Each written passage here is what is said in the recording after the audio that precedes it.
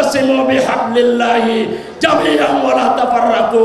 18 কোটি মানুষ কোরআনের ভিত্তিতে, ইসলামের ভিত্তিতে আমরা ঐক্যবদ্ধ হই।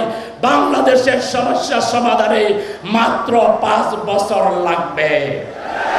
5 বছরের ভিতরে বাংলাদেশ থেকে দারিদ্র আমরা হিমাগরে পাঠাবো। 5 বছর লাগবে না, 2 বছরের ভিতরে সন্ত্রাসীদেরকে সন্ত্রাস আর অস্ত্র সহ পায়ের নিচে বাধ্য করব। বাংলাদেশে আর কোন সন্ত্রাস চলবে না, কোন খুন হবে না, রাজধানী হবে না। বাংলাদেশ সোনার বাংলাদেশে পরিণত হবে। সেই ধরনের একটা বাংলাদেশ প্রতিষ্ঠায় আমাদেরকে জনগণের কাছে যেতে হবে, দাওয়াত দিতে হবে, ইসলামের সৌন্দর্য তুলে ধরতে হবে, রাসূলের আদর্শ তুলে ধরতে হবে। আজকের এই ঐতিহাসিক সোহরাওয়ার্দী উদ্যানে জাতীয় সিরাত কমিটি আয়োজিত সিরাতুন নবী সাল্লাল্লাহু আলাইহি সাল্লাম মাহফিলের সম্মানিত সভাপতি প্রখ্যাত আলেমে দ্বীন হযরত মাওলানা আবু তাহের জিয়াদি সাহেব, মঞ্চে উপবিষ্ট হযরত উলামায়ে কেরাম, আজকের এই সিরাত মাহফিলে উপস্থিত সম্মানিত দিনদার ইমানদার সর্বস্তরের শ্রোতামণ্ডলী, আজ থেকে 1500 বছর আগে আল্লাহর নবী, বিশ্বনবী, বিশ্বনেতা মুহাম্মদুর রাসূলুল্লাহ সাল্লাল্লাহু আলাইহি সাল্লাম এমন এক সমাজে আবির্ভূত হয়েছিলেন যেই সমাজকে আখ্যায়িত করা হয়েছিল আইয়ামে জাহিলিয়া হিসাবে।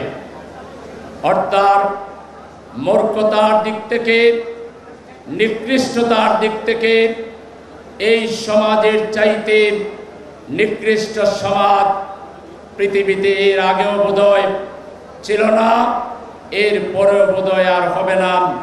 এরকম একটি অন্ধকার জাহিলিয়াতের যুগে সময়ে আল্লাহর রাসূলকে পৃথিবীতে প্রেরণ করা হয়েছিল। তিনি যখন একটু বড় হলেন, সমাজের দুর্দশা সমস্যা অবলোকন করলেন। সেই সমস্যার সমাধানের জন্য ব্যক্তিগত উদ্যোগ নিয়েছিলেন। তিনি এক পর্যায়ে হিলফুল ফজল নামে একটি যুব সংগঠন কায়েম করেছিলেন, সমাজ থেকে সব ধরনের অন্যায় জুলুম মোকাবেলা করার জন্য। এরপর তার উপর যখন ওহী নাজিল হলো, তিনি নবী হিসাবে যখন তার দায়িত্ব পালন শুরু করলেন, তখনও তার সমাজে সমস্যার কোনো অভাব ছিল না। শত শত সমস্যা ছিল, সেখানে মাইট ইজ রাইট ছিল, জোর যার মূল্যক তার আইনের শাসন সেখানে অনুপস্থিত ছিল। সেখানে গণহত্যা করা হতো, নারী নির্যাতন করা হতো, শিশু নির্যাতন করা হতো, কন্যা সন্তানকে জীবন্ত প্রতীত করা হতো। সেখানে এরকম আরো অসংখ্য সমস্যায় জর্জরিত ছিল তৎকালীন আরব সমাজ। কিন্তু আল্লাহর রাসূল সেই দিকে নজর না দিয়ে তিনি এক দফা কর্মসূচি ঘোষণা করেছিলেন।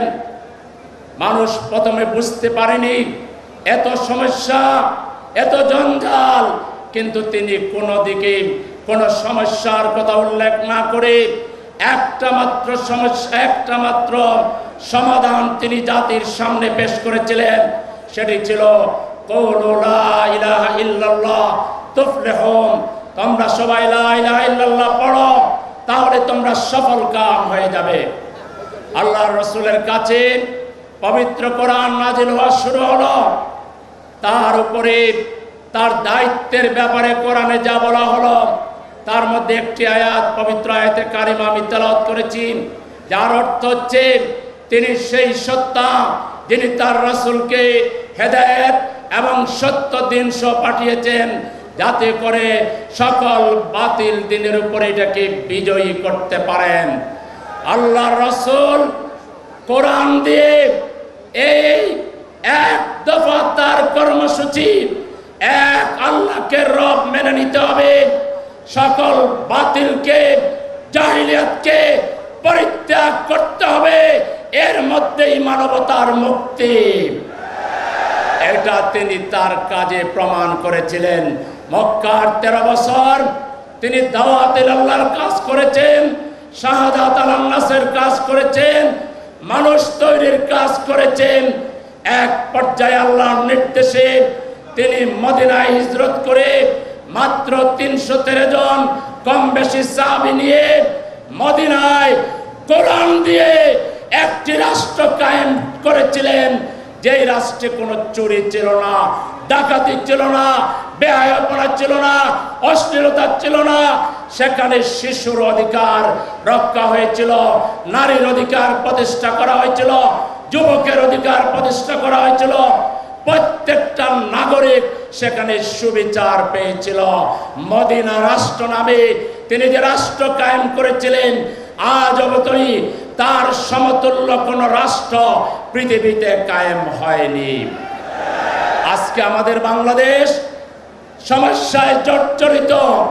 53 বছরের শাসনামলে আমরা দেখেছি দুর্নীতি, স্বজনপ্রীতি, খুন, রাহাজানি, ব্যাংক লুটপাট, শেয়ার বাজার কেলেঙ্কারি।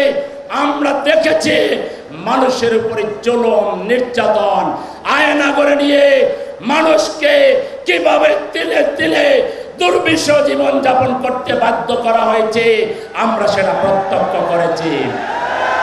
আমরা পরিষ্কার বলতে চাই, আমাদের ছাত্র সমাজ, গণমানুষ জাতির মনের ভাষায়, ইমানের ভাষায়, আল্লাহর ভাষায় তারা একটা স্লোগান দিয়েছে, উই ওয়ান্ট জাস্টিস। এই জাস্টিস যদি কায়েম করতে হয়, বাংলাদেশে কোরআনকে, দ্বীনকে কায়েম করতে হবে। একমাত্র আকিমুদ্দিন ওয়ালা তাতাফাররাকু ফি, এর ভিত্তিতে 18 কোটি মানুষ আমরা যদি ঐক্যবদ্ধ হতে পারি, বাংলাদেশের উপর আর কেউ দাদাগিরি করতে পারবেন না।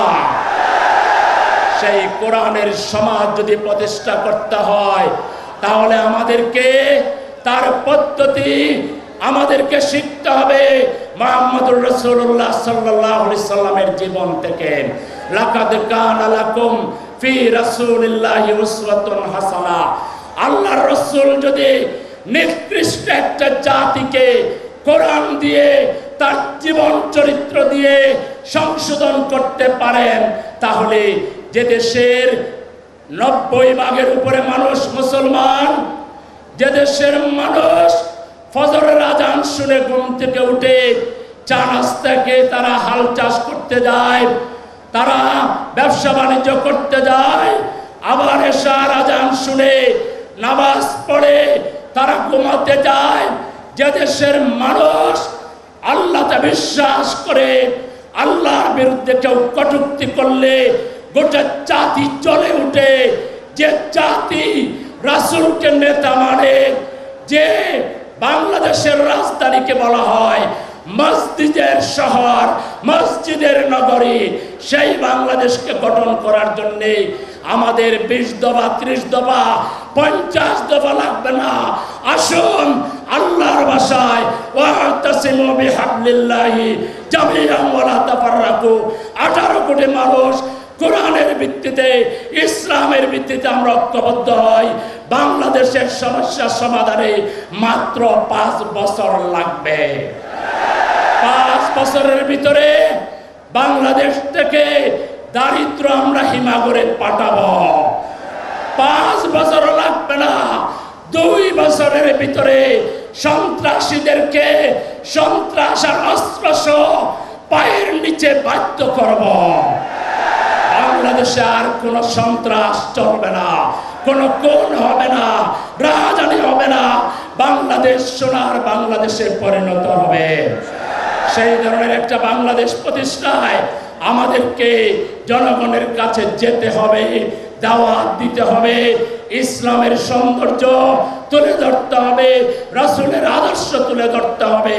আজকের শ্রোতা মণ্ডলীকে জিজ্ঞাসা করতে চাই, বাংলাদেশকে আধুনিক কল্যাণ রাষ্ট্রে পরিণত করার জন্য ইসলামের ভিত্তিতে শিক্ষা ব্যবস্থা, সংস্কৃতি, রাজনীতি, অর্থনীতি, তামাদ্দুনিক সব দিককে তৈরি করার জন্য আমাদেরকে যদি আরো পরিশ্রম করতে হয়, আরো ত্যাগ স্বীকার করতে হয়, প্রয়োজনে বাংলাদেশের স্বাধীনতা রক্ষার জন্য, ইসলাম রক্ষার জন্য আমাদেরকে যদি জীবন দিতে হয়, আপনারা কি রাজি আছেন? সুতরাং এই ঐক্যবদ্ধ ইসলামী জনতাকে, তাওহীদি জনতাকে রক্ষতে পারে এমন শক্তি বাংলাদেশে নেই। নাসরুম মিনাল্লাহ ওয়া ফাতহুন কারীব, আমাদের বিজয় এসেছে। চূড়ান্ত বিজয়ের যাত্রা আজকে থেকে শুরু হলো। ইনশাআল্লাহ এই বাংলার ৫৮,০০০ বর্গ কিলোমিটার মাটিতে কোরআনের পতাকা পথ পথ করে উঠবে ইনশাআল্লাহ। আমরা সেই দিনের জন্য ধৈর্য ধারণ করব, মিলেমিশে চলব, বাংলার আপামর জনগণকে আমরা ভালোবাসব, তাদের কল্যাণে কাজ করব। আল্লাহ তাআলা আমাদেরকে সেই তৌফিক দান করুন। খোদা হাফেজ। বাংলাদেশ জিন্দাবাদ। বাংলাদেশ জামাত ইসলামী জিন্দাবাদ। আসসালামু আলাইকুম ওয়া রাহমাতুল্লাহি ওয়া বারাকাতুহু।